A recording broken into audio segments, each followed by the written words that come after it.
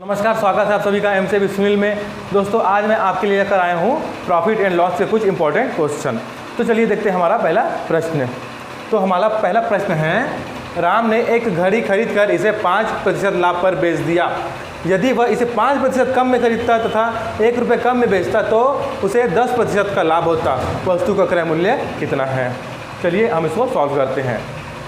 तो देखिए, इसमें क्रय मूल्य नहीं दिया है, वो हमको फाइंड आउट करना है दोस्तों। तो क्वेश्चन के हिसाब से क्या बोल रहा है, एक घड़ी खरीद कर इसे 5% लाभ पर बेच दिया। मान लीजिए उसने खरीदा घड़ी को 100% में, उसने घड़ी को 100% में खरीदा दोस्तों। अब उसको 5% लाभ पर बेच रहा है तो कितने में बेच देगा वो उसको बेच देगा 105% पर। ठीक है, क्योंकि 5% लाभ हो रहा है। 100 में खरीदा, बेच रहा है 105 में, तो 105% हो गया। ठीक है, अब देखिए, अब आगे बोल रहा है यदि वह इसे 5% कम में खरीदता तो अभी कितने में खरीदा है? 100% पर खरीदा है। इसमें 5% कम कर दे तो कितना हो जाएगा? ये हो जाएगा 95% दोस्तों, है ना। ये हो जाएगा 95%। तो वो बोल रहा है अगर वह उसे 95% में खरीदता, बोल रहा है ना 5% कम अर्थात 95%। तो जब वह 95% में खरीदता तथा 1 रुपये कम में बेचता, देखिए 105% में बेच रहा है, उसमें 1 रुपये कम बेचने के लिए बोल रहा है। इसमें 1 रुपये कम, 1 रुपये कम में बेचने बोल रहा है। तो क्या होता उसको, इसके ऊपर कितना लाभ होता? 10% का लाभ होता।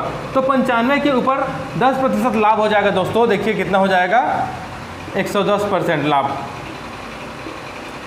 या 10% लाभ बोल सकते हैं इसको। 10% लाभ हो जाएगा इसका 104 रुपये 5 पैसे या परसेंट, 104.5% हो जाएगा। ठीक है, देखिए पहली कंडीशन थी कि 100% में खरीदा तो उसको 5% लाभ हुआ अर्थात 105% हो गया। अब दूसरी कंडीशन में क्या बोल रहा है, वह उसे 5% कम में खरीदा अर्थात पहले 100 में खरीदा था तो 5% कम हो, कितना हो जाएगा? 95%। तो 95% में अगर उसको खरीदता है तो उसको 10% का लाभ होता है दोस्तों। तो 95 का 10% हो जाता है लाभ 104.5%।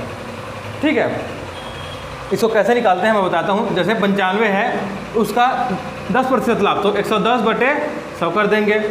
अब देखिए इसको काट दीजिए, इसको काट दीजिए। अब इसको मल्टीप्लिकेशन करने पर क्या आ जाएगा? 104.5।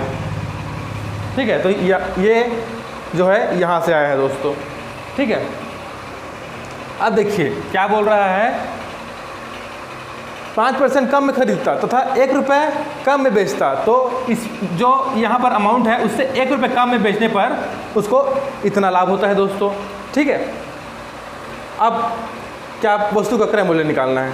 अब हम क्या करेंगे, तो देखिए ये जो 1 कम दिया है, 1 रुपये कम, ये जो 1 रुपये कम है, 1 रुपये जो कम है वो डिफरेंस है दोस्तों।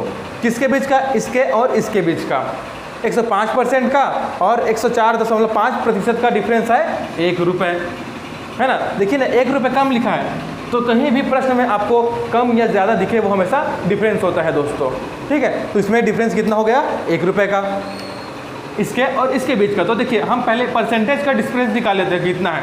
तो 105 और 104.5 इनके बीच का डिफरेंस हो जाएगा दोस्तों 0.5%।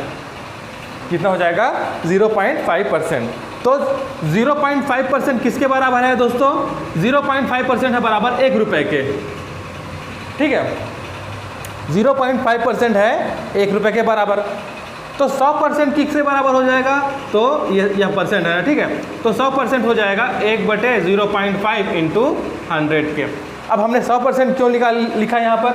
इसलिए लिखा है क्योंकि हमने क्रय मूल्य मान के चला है 100%। ठीक है, 100% हमने क्रय मूल्य मान के चला है। ठीक है, इसलिए हमने यहाँ पर 100% निकालना है जो क्रय मूल्य होगा। तो देखिए अब इसको सॉल्व कर ले, तो देखिए यहाँ पर दशमलव हटाने के लिए हम इसको एक 0 ऊपर में बढ़ा देंगे दोस्तों। तो क्या हो जाएगा? 1/5 इंटू 000 हो जाएगा। यहाँ दशमलव हटाने के लिए हमने ऊपर एक 0 बढ़ा दिया। अब 1000 को 5 से भाग देने पर आ जाएगा दोस्तों 200 रुपये। ये हमारा कॉस्ट प्राइस निकल गया है दोस्तों। यही हमारा आंसर है इस क्वेश्चन का। ठीक है दोस्तों, हमारा अगला प्रश्न है, श्याम ने एक साइकिल खरीद कर इसे 10% हानि पर बेच दिया। यदि वह इसे 20% कम में खरीदता तथा 55 रुपये अधिक में बेचता तो उसे 40% लाभ होता। साइकिल का क्रय मूल्य कितना है? हमको इसमें साइकिल का कॉस्ट प्राइस फाइंड आउट करना है। चलिए सॉल्व करते हैं इसको। तो देखिए, मान लीजिए इसका साइकिल का हमने कॉस्ट प्राइस मान लेते हैं दोस्तों 100% है, ठीक है। साइकिल का कॉस्ट प्राइस या क्रय मूल्य है 100%, ठीक है। अब उसको 10% हानि पर बेचता है, तो 100 का 10% हानि पर बेचेगा तो कितना हो जाएगा दोस्तों? 90% में बेचेगा, ठीक है। 90% में बेच दिया। अब आगे क्या बोल रहा है, यदि वह इसे 20% कम में खरीदता, अर्थात पहले 100% में खरीदे थे, अब इसको 20% कम में, मतलब अर्थात 80% में खरीदने के लिए बोल रहा है। अगर वह इसे 80% में खरीदता तथा 55 रुपये अधिक में बेचता, पहले कुछ रुपए में बेचा था, उसमें 55 रुपये अधिक बोल रहा है, 55 रुपये अधिक, ठीक है, 55 रुपये अधिक में बोल रहा है। यहाँ कुछ अमाउंट आएगा, उस पर 55 रुपये जोड़ना है बोल रहा है ना, जोड़ने पर बोल रहे हैं। तो क्या होता, उसे 40% लाभ होता। तो 40% लाभ किस पे होगा दोस्तों? तो इस पर होगा, जो क्रय मूल्य होगा उस पर होगा, क्योंकि लाभ या हानि हमेशा क्रय मूल्य पर ही होता है। तो 80 का 40% देख लीजिए कितना हो जाता है, ये देखिए कैंसिल हो गया, 14 112, तो 112% हो गया दोस्तों, ठीक है। 80% पर 40% लाभ कितना हो गया? 112%, ठीक है। अब देखिए ये जो 55 रुपये है यहाँ पर अधिक लिखा है, अर्थात यहाँ भी ये अंतर है, डिफरेंस है इन दोनों के बीच का दोस्तों, ठीक है। तो देखिए इन दोनों का डिफरेंस कितना होता है? तो 112 और 90 का बीच का डिफरेंस होता है दोस्तों, देखिए 22, क्या हो जाता है? 22, ठीक है। तो इन दोनों के बीच का डिफरेंस कितना है? 22%। और ये 22% किसके बराबर है? 22% बराबर है इस 55 रुपये के दोस्तों, क्योंकि ये जो है ये डिफरेंस है ना, और इन दोनों का डिफरेंस 22% है। और रुपए में देखिए, परसेंट में डिफरेंस है 22% और रुपए में डिफरेंस है 55 रुपये, ठीक है। ये परसेंट में डिफरेंस है, ये रुपए में डिफरेंस है। तो 22% किसके बराबर है? 55 रुपये के बराबर है। तो हमको 100% ज्ञात करना है, हमको क्रय मूल्य निकालना है, जो हमने 100% मान के चले हैं, तो हमको 100% निकालना है। तो क्या हो जाएगा? देखिए 55 यहाँ पर हो जाएगा, ये 22 बटे में आ जाएगा, ठीक है, और गुणा में ये 100 आ जाएगा। तो देखिए इसको सॉल्व कर लेते हैं। तो 11 दूने 22, 11 पंचे 55, ये 500 बटे 2 हो जाएगा दोस्तों, और 500 को 2 से भाग देने पर आ जाएगा आंसर हमारा 250 रुपये, ठीक है। तो साइकिल का क्रय मूल्य कितना निकल गया दोस्तों? तो निकल गया 250 रुपये।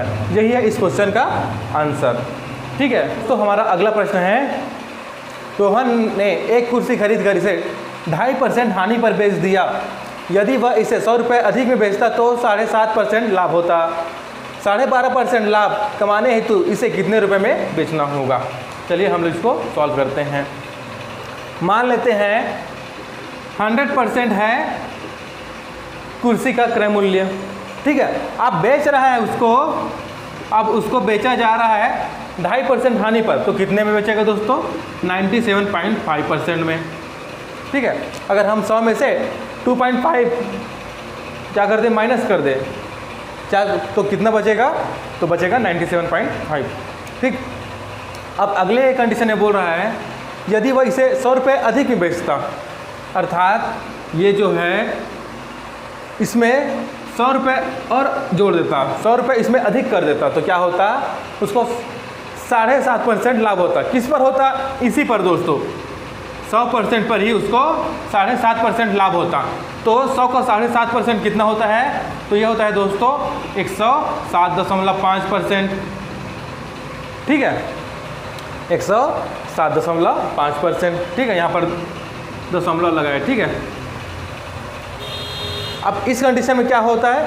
100 रुपये अधिक मिलता है, ठीक है, इसके ऊपर 100 रुपये अधिक मिलता है अगर वो इतने में बेचता है तो, ठीक है। अब इसको देखकर आपको क्या एक चीज़ पता चलता है कि ये जो 100 रुपये है दोस्तों, ये डिफरेंस है। 100 रुपये क्या है? डिफरेंस है। किसका? इसके और इसके बीच का डिफरेंस है ना। तो ये दोनों क्या है? परसेंट में है। 100 जो रुपये है वह रुपये में है, 100 जो है वो रुपये में है। तो हम इसको लिख लेते हैं दोस्तों। तो इसके और इसके बीच का डिफरेंस हो जाएगा दोस्तों 10%। अगर हम 107.5 से 97.5 को घटाएंगे तो हमें 10% प्राप्त होगा, ठीक है। तो ये जो डिफरेंस हो गई है वो परसेंट में है, और ये जो है डिफरेंस ये है रुपए में। तो 10% किसके बराबर हो गए दोस्तों? वो हो गए 100 रुपये के बराबर, ठीक है। तो 100% किसके बराबर हो जाएगा, क्योंकि 100% ये है, यही हम क्रय मूल्य मान के चल रहे हैं और इसका मान हमको निकालना है। ठीक है, तो 100% किसके बराबर हो जाएगा, तो 100/10 कर दीजिए और गुणा में ये 100 कर दीजिए, क्योंकि 100% निकालना है। तो देखिए कितना हो जाएगा, 10×100 अर्थात 1000 रुपये।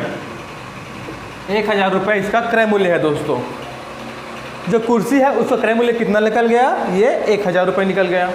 अब ये हमारा आंसर नहीं है, ठीक है। अब इसको आगे क्या बोला है, 12%, सॉरी 12.5% लाभ कमाने हेतु उसे इस कुर्सी को कितने रुपए में बेचना होगा। तो चलिए निकाल लेते हैं इस पर 12.5% लाभ कितना हो रहा है। तो क्रय मूल्य है हमारा 1000 रुपये, ठीक है। इसके ऊपर 12.5% अर्थात 12.5, इसको इस तरीके से भी लिख सकते हैं दोस्तों, 12 सही 1/2 है, इसको 12 दूनी 24 और 25/2 लिख सकते हैं।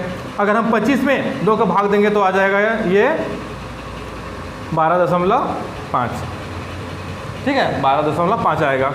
तो 1000 के ऊपर 12.5% होता है दोस्तों 112.5, इस तरीके से लिखेंगे, क्योंकि 100 के ऊपर हो रहा है। 100 में हम 12.5 जोड़ देंगे।